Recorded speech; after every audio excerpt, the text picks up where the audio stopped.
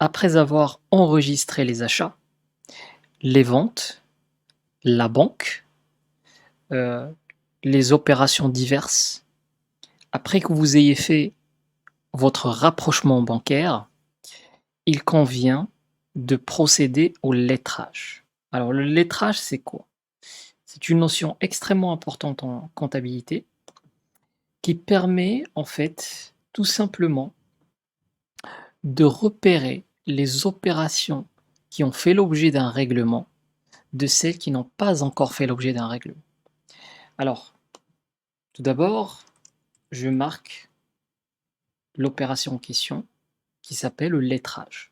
Alors j'ai choisi deux tours jumelles, tout simplement parce que le lettrage c'est quoi?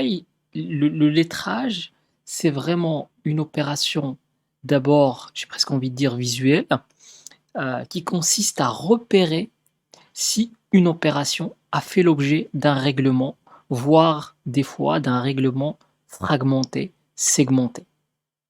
Alors, pour expliquer cette notion, on va revenir à la base du lettrage, qui est la comptabilité, et on va prendre l'exemple d'une opération d'achat. D'accord? Une opération d'achat quelconque. Alors, quand on reçoit par exemple une facture, admettons, d'entretien d'un véhicule, d'accord, qui est une opération d'achat, qu'est-ce qui se passe? Qu'est-ce qui se passe en comptabilité? Alors, premièrement, on va enregistrer l'opération, d'accord? Admettons qu'on soit sur une comptabilité d'engagement. Je vous invite à revoir cette notion. Donc là, on est sur une comptabilité d'engagement. On vient de recevoir une facture d'entretien d'un véhicule de la société. Et donc, on va procéder à l'enregistrement de cette opération.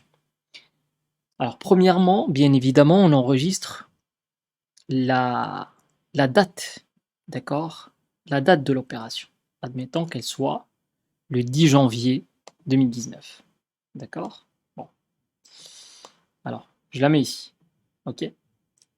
Alors, je vais la dupliquer. D'accord? Je vais la dupliquer. Je vais faire exactement, j'ai presque envie de dire, le traitement que fait le logiciel comptable. Puisque, rappelez-vous, lorsqu'on a bien paramétré un masque de saisie, le logiciel duplique cette information. Donc là, je les duplique. Deuxième chose, je vais indiquer un tiers. D'accord? Je vais indiquer un tiers. Alors un tiers, je vais dire que c'est par exemple Naruto. D'accord? Bon. Alors ça, c'est le tiers. D'accord? Le tiers qui est un fournisseur. Admettons qu'on l'ait déjà paramétré, qu'on l'ait déjà bien paramétré. Le logiciel comptable, quand il va voir ce tiers, d'accord, donc je vais marquer tiers ici, il va déduire un compte général. Rappelez-vous, d'accord? Il va déduire un numéro de compte général. Là, en l'occurrence, ça sera un 404, d'accord? Un 404. Je vous invite à voir dans le plan comptable qu'est-ce que c'est qu'un 404, d'accord? Donc je vais le marquer ici. Ok. Bon, je vais marquer que c'est un numéro de compte général. Je vais marquer numéro de compte G pour général. D'accord? Alors, hop, je vais la mettre ici. Voilà. Par la suite, qu'est-ce qui se passe? On va s'atteler à enregistrer la dépense en elle-même. D'accord? La dépense hors taxe. D'accord? Donc la dépense hors taxe, elle va s'enregistrer, qui est une dépense d'entretien, elle va s'enregistrer dans un compte 615. D'accord? Alors tout ce qui relève de l'entretien, par exemple, de véhicules de société, bah, ça s'enregistre dans un compte 615. Alors, je vais marquer 615. Je vais marquer ici un libellé. D'accord? Libellé. Hop. D'accord? Je vais mettre ici libellé. Et je vais, par exemple, marquer entretien annuel. D'accord? Euh, de. Et je vais marquer une. J'ai presque envie de dire une marque. D'accord? Trafic Renault de voiture. D'accord? Donc je vais marquer c'est l'entretien annuel. Ça, c'est le libellé. Je rappelle encore une fois, quand on a bien paramétré le masque, le logiciel comptable va dupliquer cette information. Donc là, je vais la dupliquer 3 fois. Hop, une deuxième fois et une troisième fois. D'accord? Bon. Je vais indiquer aussi, mais ça c'est le masque qui le fait, mais voilà, vous l'aurez compris, je suis en train de reproduire ce que fait le masque. Je vais reproduire un numéro de compte de TVA, parce qu'il y a de la TVA à 20% sur l'entretien des véhicules. D'accord? Donc voilà, un compte 4456, c'est un compte de TVA. Bon, alors, qu'est-ce qui va se passer par la suite? Il va se passer qu'on va enregistrer le débit et le crédit. D'accord? Donc le débit ici, hop, et le crédit. Le crédit, il va être là. D'accord? Alors, au débit, qu'est-ce que je vais marquer? Rappelez-vous, hein, quand on a bien paramétré le masque, là je suis en train, j'ai presque envie de dire, de faire une écriture sans masque, même si je reproduis un petit peu la logique d'un masque de saisie. Mais lorsqu'on a bien paramétré le masque, rappelez-vous, il y a une chronologie de saisie. C'est ce que je suis en train de faire. Donc premièrement, je vais enregistrer la dépense hors taxe, admettons qu'elle soit de 100 euros. D'accord? Bon. C'est pas très cher pour un entretien annuel. C'est pour les besoins de l'exemple. Admettons que je dise, voilà, c'est 100 euros. Ok. Qu'est-ce qui va se passer? Le logiciel comptable va me calculer une TVA de 20% sur les 100 euros, à savoir 20 euros. D'accord? Voilà, 20 euros. Et qu'est-ce qui va se passer encore? Il va équilibrer mon écriture et donc il va me mettre 120 euros, d'accord, au crédit. D'accord? Au crédit. Donc là, j'ai une opération d'achat, plus précisément une opération d'entretien d'un véhicule que je viens d'enregistrer au 10 janvier 2019 dans ma comptabilité, dans le journal achat, bien évidemment. Alors, je vais le marquer comme ça va nous servir aussi pour l'exemple. Donc, ici, c'est le journal des achats. OK? Bon. Qu'est-ce qui va se passer par la suite? Il va se passer que on va payer cette facture. On va payer cette facture. Alors, admettons qu'on paye cette facture, par exemple, euh, on va payer 60 euros, par exemple, plutôt 50 euros en chèque. En chèque, d'accord? Donc, on va payer 50 euros en chèque. OK? Et on va payer. Alors, je vais mettre les 50 euros ici, je vais vous expliquer pourquoi. Alors, on va payer 50 euros par chèque et on va payer les 70 euros restantes par virement. D'accord? On va faire un virement de 70 euros. Hop, voilà. D'accord?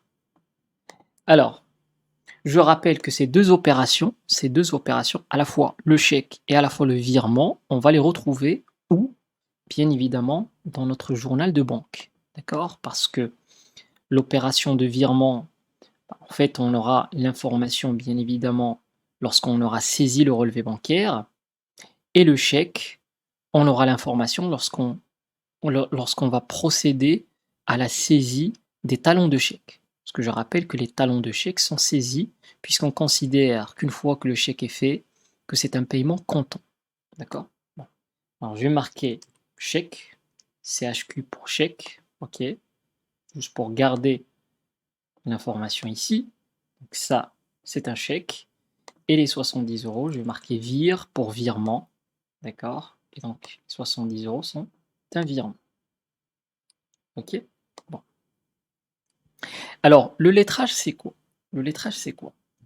Le lettrage, en fait, c'est une opération par laquelle je vais enlever, voilà, je vais enlever ça, je vais enlever ces signes-là de façon à reproduire tout le schéma. Hop, voilà. Donc, qu'est-ce qui se passe? Le lettrage, en fait, c'est une opération par laquelle on va considérer que les 50 euros et les 70 euros sont venus, j'ai presque envie de dire, payer ma dette envers le fournisseur Naruto de 120 euros. D'accord? Alors, comment je vais faire? Comment je vais procéder? En fait, je vais partir je vais partir sur mon compte tiers, d'accord? Mon compte tiers, OK?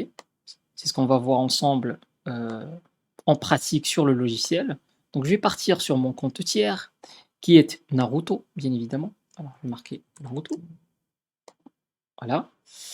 Et en fait, dans le compte tiers Naruto, qu'est-ce qui va se passer? Bah, en fait, on va retrouver à la fois l'achat qu'on a fait et les opérations bancaires, qui ont été réalisées auprès de ce fournisseur. D'accord? Puisque lorsqu'on saisit le relevé bancaire, on va affecter les 70 € à Naruto. D'accord? Lorsqu'on est en train de saisir le relevé bancaire, bah, en fait, on va affecter le virement à Naruto. Et lorsqu'on sera amené à saisir les talons de chèque, on va affecter le chèque à Naruto aussi. D'accord? Donc, qu'est-ce qui se passe? Lorsque je pars sur mon compte tiers Naruto, je vais retrouver ces deux éléments-là, à la fois l'achat et la banque. D'accord? Alors, à la fois l'achat et la banque. Alors, je vais les regrouper de façon, j'ai presque envie de dire, à donner une vision un peu globale de la chose. D'accord? Voilà, hop, je vais essayer de faire quelque chose de propre. Voilà. Donc, je vais retrouver l'ensemble de ces éléments, en fait, dans mon compte tiers Naruto. D'accord? Alors, le lettrage, c'est quoi? Le lettrage, c'est quoi? Le lettrage, en fait, c'est une opération par laquelle on va attribuer une lettre, par exemple, admettons A, ok? On va attribuer une lettre A à ces opérations qui concernent cette facture. D'accord? Donc, j'attribue une lettre qui va être A, comme ça, d'accord? Et en fait, pourquoi j'attribue une lettre A?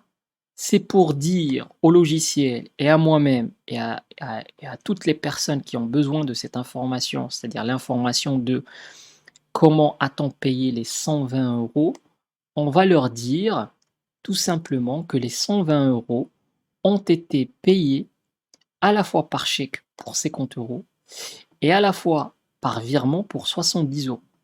D'accord? Donc ça permet d'avoir une traçabilité. Et concrètement, dans le logiciel comptable, comment ça se passe? Ben, ça se passe exactement de cette manière-là, d'accord? C'est-à-dire que vous allez retrouver au débit, puisque je rappelle que lorsqu'on paye un fournisseur, lorsqu'il y a un décaissement, c'est une opération en banque qui va être comptabilisée au débit, d'accord? Et la contrepartie en fait de ces opérations-là, bah, ça va être le crédit qu'on a vis-à-vis du fournisseur. D'accord? Et donc concrètement, un lettrage, c'est quoi?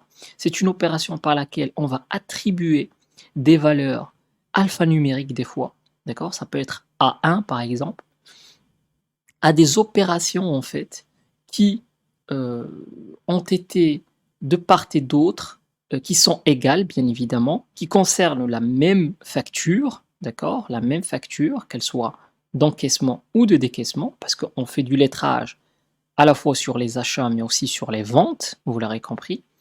Et donc, le but de l'opération, c'est tout simplement de savoir qu'est-ce qu'on a réglé, qu'est-ce qu'on nous a réglé et comment on l'a fait. Comment on l'a fait, d'accord? Donc, on va se retrouver de suite sur le logiciel comptable pour voir concrètement sur le logiciel comment ces opérations se passent.